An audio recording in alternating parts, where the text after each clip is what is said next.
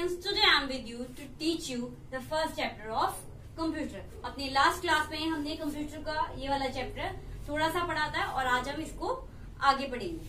हमने पढ़ा था हिस्ट्री ऑफ कंप्यूटर में कंप्यूटर के इतिहास के बारे में कि पहले के टाइम में जो कंप्यूटर है उसको कैलकुलेशन के लिए किस तरीके से यूज किया जाता था, किन किन चीजों का आविष्कार हुआ, आगे आगे बढ़कर वो चीजें कितनी ज्यादा एडवांस हो गई टेक्नोलॉजी के अकॉर्डिंग।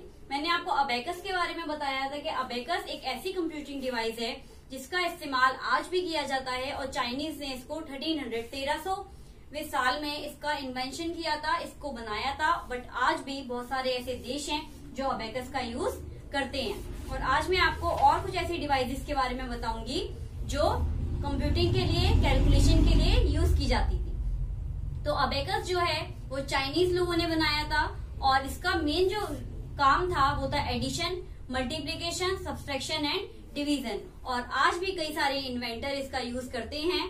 अबेकस हमारा पहला कंप्यूटर है जो कैलकुलेशन कर लेता था।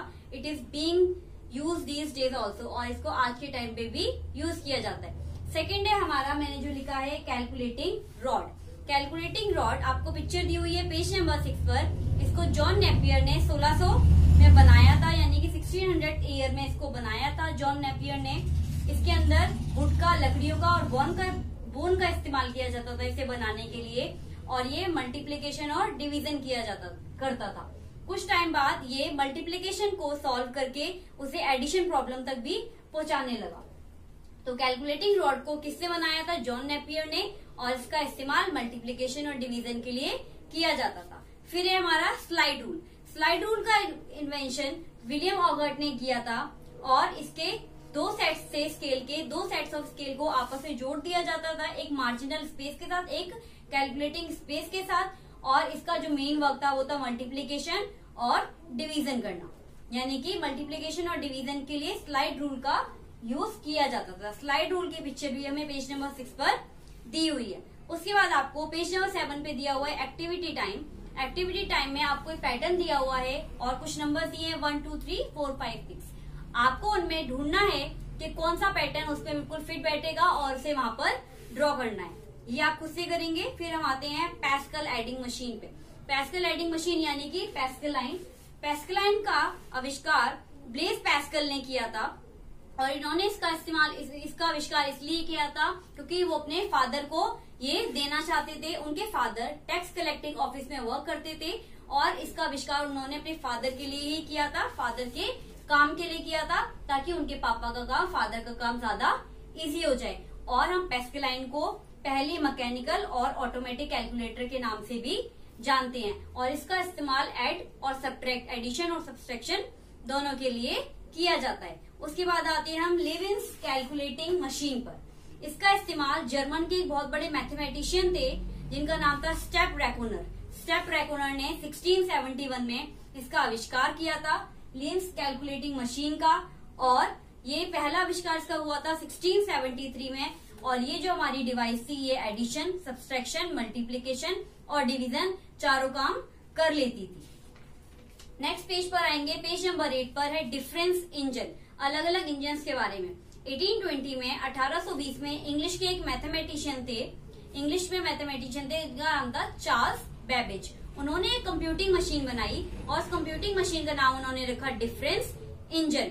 इस मशीन का काम कैलकुलेशन के लिए किया जाता था और टेबल्स के प्रिंट आउट के लिए भी, मैथ्स में जो टेबल होते हैं उसके प्रिंट आउट के लिए भी इस डिफरेंस इंजन का यूज किया जाने लगा।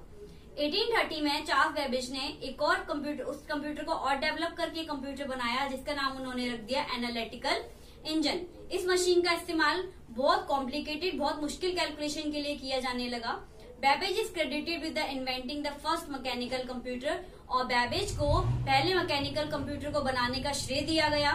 और बहुत सारी इलेक्ट्रॉनिक डिजाइन जो कॉम्प्लेक्स थी, बहुत ज्यादा मुश्किल थी, उनको बनाने में इस एनालिटिकल इंजन ने बहुत ज्यादा हेल्प करी। और 1900 में मॉडर्न कंप्यूटर जो थे वो सारे के सारे एनालिटिकल इंजन पर ही बेस्ड थे, कि एनालिटिकल इंजन पर ही निर्भर थे सारे के सारे 1900 के बाद जो भी कंप्यूटर्स बने। और चार्ल्स बेबेज के इन दोनों को बनाने से, डिफरेंस इंजन और एनालिटिकल इंजन को बनाने से कंप्यूटर में बहुत ज्यादा डेवलपमेंट आई, कंप्यूटर के आविष्कार में और ज्यादा विकास हुआ। इसी वजह से चार्ल्स बेबेज को फादर ऑफ मॉडर्न कंप्यूटर भी कहा जाता है। तो हमने बहुत सारी कंप्यूटिंग डिवाइस के बारे में पढ़ा जिनकी मदद से हम कैलकुलेशन करते थे, और कुछ ऐसे हैं जिनको आज भी हम यूज करते हैं अपनी कैलकुलेशन के लिए।